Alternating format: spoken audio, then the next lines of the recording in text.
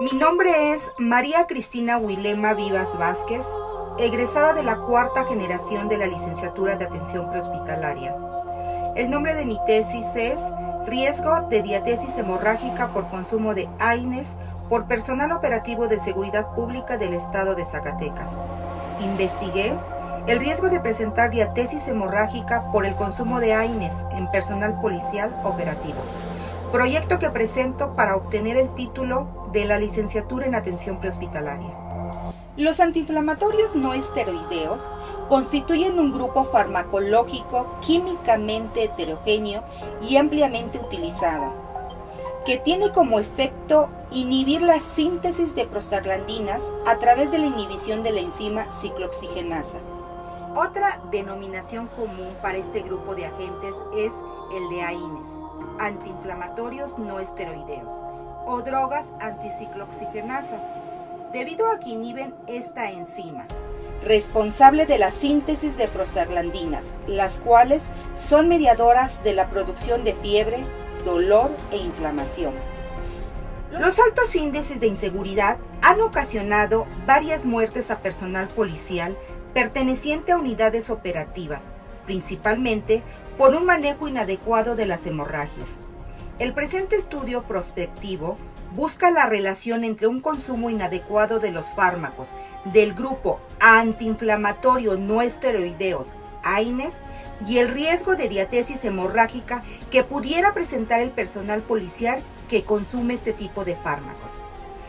El abordaje de la investigación se realizó al personal policial perteneciente a la Secretaría de Seguridad Pública del Estado de Zacatecas. La misma comprende 5 capítulos, los cuales se expresan a continuación. El capítulo 1 hace referencia al problema de investigación, específicamente lo que tiene que ver con el planteamiento, objetivo y justificación. El capítulo 2 corresponde al marco teórico, en el cual se contempla un conjunto de aspectos que sustentan el problema, a través de los antecedentes y bases teóricas. El capítulo 3 plantea lo relacionado con el marco metodológico, constituido por el tipo de investigación, población, tipo de instrumento y proceso de análisis de información. El capítulo 4, en este se presentan los datos estadísticos, producto de la aplicación del instrumento en el personal perteneciente a las unidades operativas antes mencionadas. Y el capítulo 5 expresa lo relacionado con las conclusiones, recomendaciones en las cuales se proponen alternativas para la adecuada analgesia del personal policial que participa en operaciones. Dentro del marco teórico tenemos los antecedentes históricos, las causas de muerte en combate.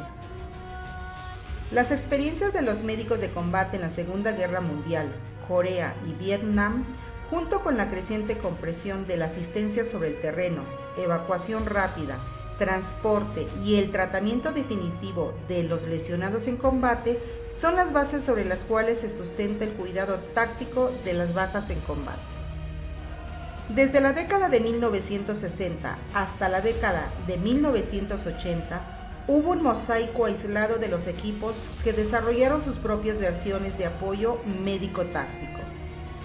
La necesidad de considerar la atención al trauma en el entorno táctico ha sido ampliamente reconocida. El proyecto Tactical Combat Casualty Care se inició en el Comando de Guerra Naval en 1993 y posteriormente fue continuado por el Comando de Operaciones Especiales USOCOM. Este esfuerzo desarrolló un conjunto de protocolos de atención al trauma en combate, asimismo como directrices para médicos y para paramédicos que proporcionan estrategias de manejo en trauma al combate. El principio básico de TC3 consiste en proporcionar la mejor asistencia médica posible, combinada con buenas tácticas, y el Comité de Cuidados de las Bajas en Combates, el COD TC3, ha continuado controlando tanto los avances en medicina y tecnología como los cambios en las técnicas y procedimientos de combate. En México, particularmente en el ejército mexicano, y tras la preocupación del alto mando por la salud y bienestar de personal de las Fuerzas Armadas, se iniciaron diversos cursos de capacitación para el personal de sanidad relativos al cuidado de las bajas en combate, donde se dan a conocer los protocolos del TC3 y con ello lograr que el personal militar amplíe sus conocimientos para prestar los primeros auxilios en combate. Hasta el 90% de heridos en combate mueren antes de poder recibir atención en un establecimiento médico.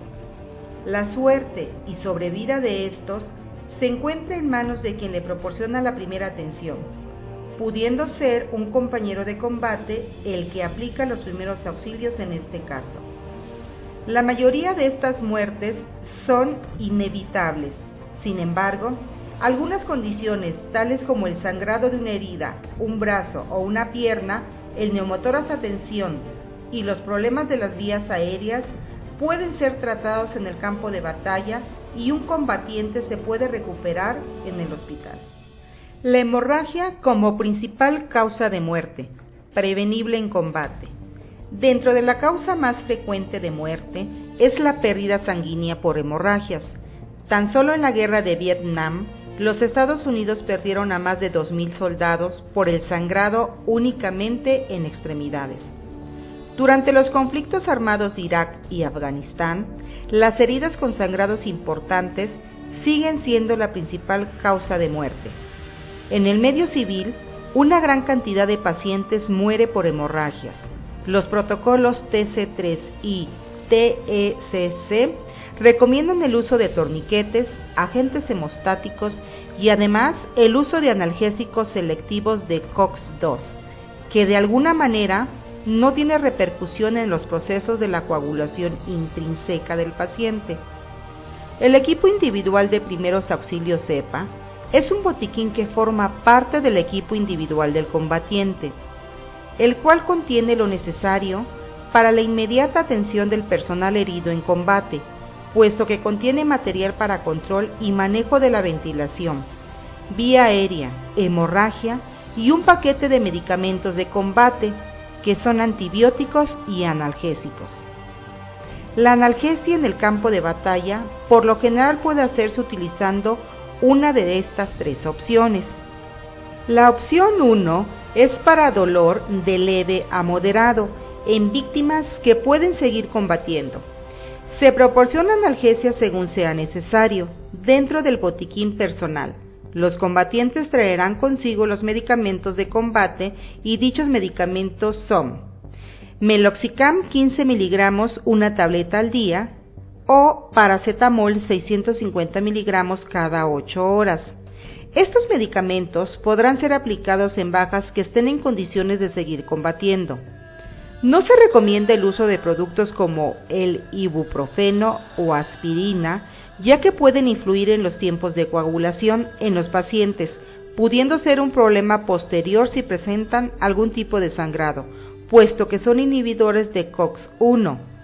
La opción 2 es para dolor moderado a severo, en víctimas que no están en shock o que no presentan dificultad respiratoria, y víctimas que no se encuentran en riesgo significativo de desarrollar cualquiera de estas condiciones.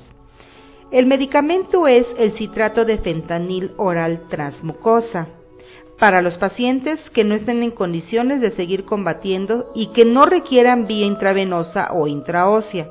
La analgesia podrá ser aplicada con citrato de fentanil oral transmucosa 800 miligramos, pudiendo aplicar una segunda dosis 15 minutos después, siempre teniendo en cuenta la revaloración por depresión respiratoria.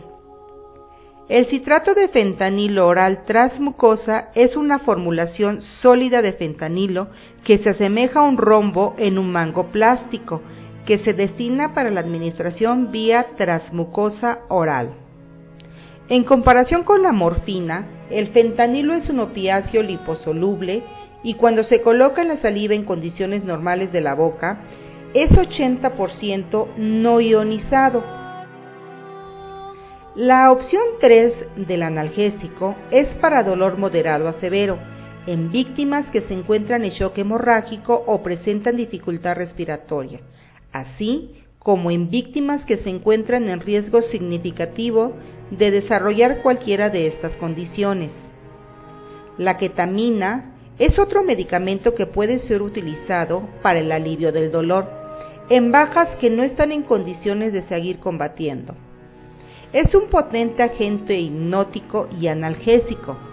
La ketamina produce un estado de inconsciencia llamado anestesia disociativa, caracterizado por el mantenimiento de los reflejos. Por ejemplo, puede ocasionar tos y movimiento corneal. Los pacientes manejados con ketamina frecuentemente permanecen con los ojos abiertos, pareciendo o semejando un estado cataléptico. La analgesia que produce es profunda. Dentro de los efectos secundarios, la ketamina produce un aumento importante de la presión intracraneal, flujo sanguíneo cerebral, metabolismo cerebral de oxígeno y presión intraocular. El efecto de la ketamina sobre el sistema cardiovascular se manifiesta por un aumento de la presión arterial sistólica de 20 a 40 milímetros de mercurio, aumento de la fricción cardíaca y gasto cardíaco y consumo de oxígeno. Estos efectos secundarios a un aumento de la actividad simpática. La ketamina tiene paradójicamente un efecto depresor miocárdico directo que puede llegar a ser clínicamente evidente en pacientes en estado crítico, por ejemplo, en los pacientes hipovolémicos traumatizados. Debido a la capacidad de aumentar la presión intracraneal, la ketamina preferentemente no se utiliza en pacientes con aumento de la presión intracraneal o en pacientes con lesiones intracraneales de masa.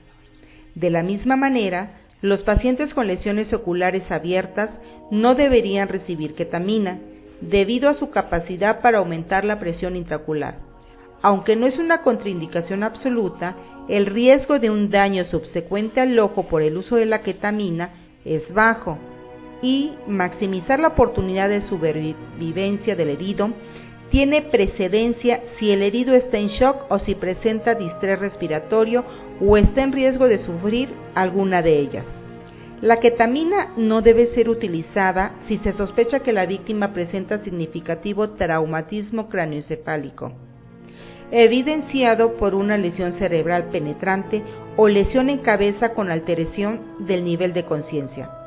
La dosis recomendada es de 50 a 100 miligramos intramuscular, pudiendo repetir la dosis cada 30 minutos hasta 1 hora, cuando sea necesario, si la víctima presenta dolor severo o hasta que se desarrollen nistagmos.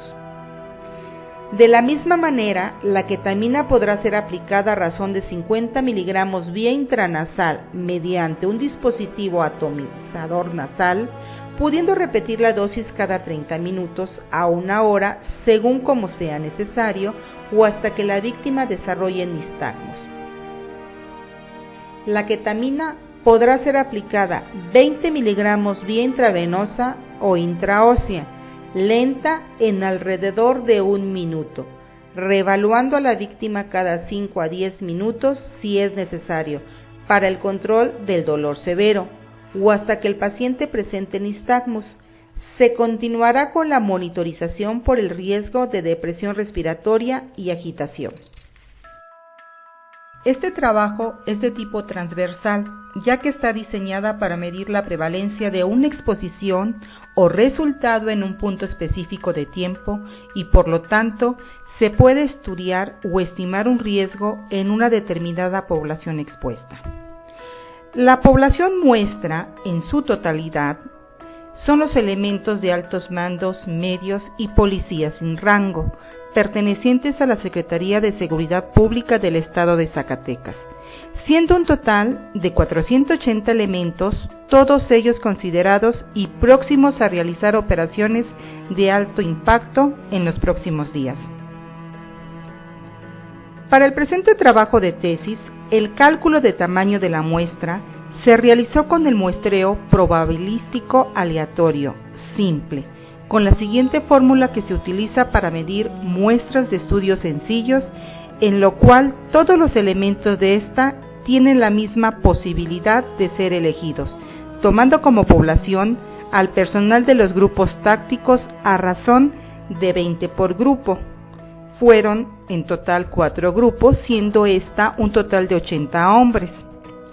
La fórmula estadística es N el universo, que fueron 480 personas, la población, que la representamos con N en grados, que fueron 80, y N igual a muestra, que es lo que vamos a despejar.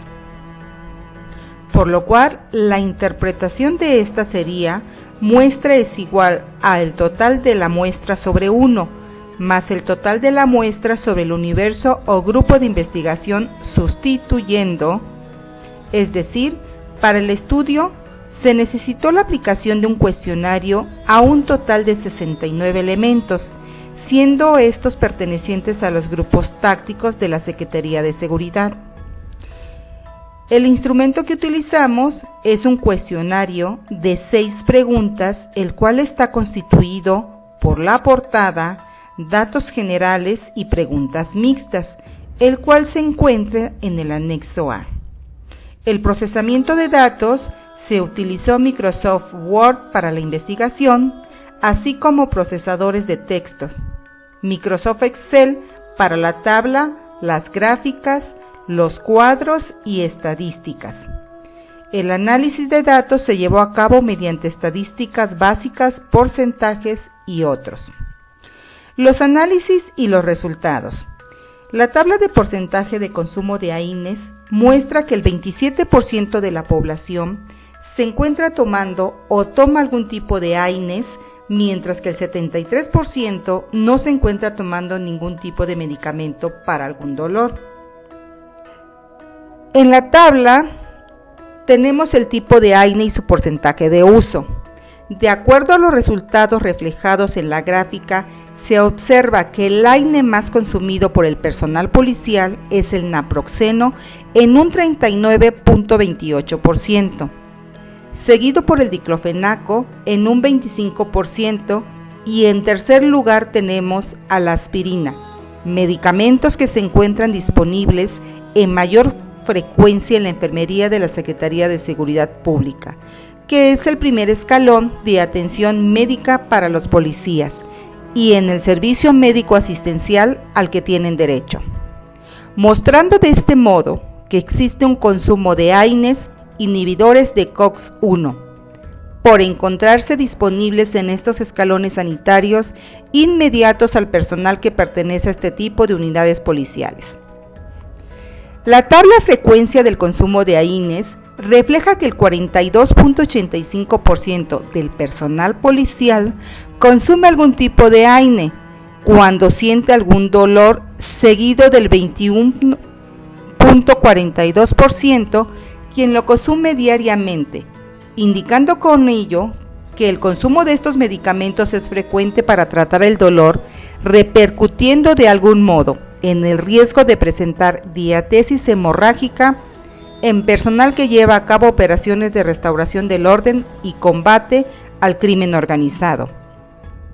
La tabla de medicamento prescrito o no por el médico, se observa que un 21.40% del personal que consume algún tipo de AINES lo hace por prescripción médica, encontrando con ello que el consumo de estos es aparte del manejo que realiza el personal de salud, deduciendo de este modo que el médico influye en el riesgo prevenible de diatesis hemorrágica en el personal policial, que realiza operaciones de restauración del orden y combate al crimen organizado. La tabla de automedicación, al encontrarse en operativo, demuestra que un 39.7% del personal encuestado, al encontrarse realizando operaciones de restauración del orden y combate al crimen organizado, en algún momento se ha automedicado con algún tipo de AINES, demostrando con ello que existe un consumo de estos sin supervisión médica, contribuyendo al riesgo de presentar diatesis hemorrágica. La tabla de consejo de consumo de AINES por personal no médico demuestra que un 70.58% del personal policial encuestado, al encontrarse operaciones de restauración del orden y combate al crimen organizado, en algún momento se ha automedicado con algún tipo de AINES. Las conclusiones y las recomendaciones son las siguientes. En conclusión, los resultados obtenidos permitieron determinar que existe un consumo de AINES por personal policial antes y durante su participación en operaciones de restauración del orden y combate al crimen organizado, sin que exista una adecuada supervisión médica, dando lugar a un consumo irracional sobre estos.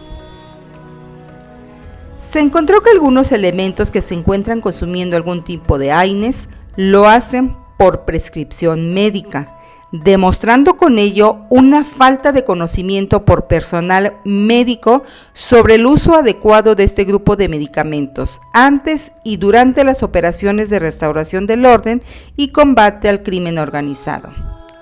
Los AINE, que con mayor frecuencia se encuentran en el primer nivel de atención médica, son el ácido acetil salicílico, naproxeno y diclofenaco. El personal médico en los consultorios médicos recetan AINES, inhibidores de la COX-1, pudiendo en su momento recetar algún otro tipo de analgésico antiinflamatorio no esteroideos selectivos de COX-2. Además, pueden hacer la indicación al personal sobre el uso adecuado de estos, al brindarle conocimientos sobre los cuales son los analgésicos que no interfieran con la COX-1. Se demuestra que el rol de los compañeros juega un papel importante sobre el tratamiento de molestias como dolores e inflamaciones durante las operaciones, dando lugar al manejo de las sintomatologías a partir de la automedicación hecha por el propio policía sin la supervisión médica adecuada, contribuyendo de alguna manera en el consumo de AINES. La recomendación sobre los hallazgos obtenidos en el presente estudio contribuyen con la comprensión de los factores que pueden intervenir en el riesgo de presentar diatesis hemorrágica en personal policial que realiza operaciones de restauración del orden y combate al crimen organizado, y que en algún momento pudieran presentar algún tipo de trauma en combate. De esto podemos hacer las siguientes recomendaciones: que el personal de salud de los diferentes escalones médicos tengan mayor conocimiento sobre los cuales son los medicamentos de tipo AINES, que tiene efectos sobre la coagulación y con ello medicar a los bajo o nulo riesgo para el manejo del paciente que realiza operaciones policiales. Que el personal de salud de los respectivos consultorios médicos en donde maneja personal policial soliciten medicamentos de tipo AINES adecuados para el consumo del personal que realiza operaciones policiales. Que la totalidad del personal les sea administrado un equipo personal de primeros auxilios y que dentro de este equipo se integre un paquete de medicamentos de emergencia con los AINES adecuados de nulo o bajo riesgo de alterar los procesos de coagulación. Tener una mejor supervisión por parte del personal de salud en cuanto al consumo de AINES que realiza el personal médico, a partir de pláticas de concientización sobre efectos de estos y el riesgo que se tiene a su automedicación. Programar talleres teórico-prácticos sobre Tactical Combat Casualty Care, que es el manejo de heridos en combate, dirigidos a la totalidad del personal que realiza operaciones ante y durante el desarrollo de estas, donde se incluye un manejo adecuado de la analgesia en combate. Difundir información acerca de las diferentes formas del manejo del dolor y lesiones comunes que pudieran presentar el personal de la unidad, brindando medidas terapéuticas alternativas. No solo el uso de AINES, sino también colocación de frío, calor e inmovilización adecuada para disminuir el dolor e inflamación.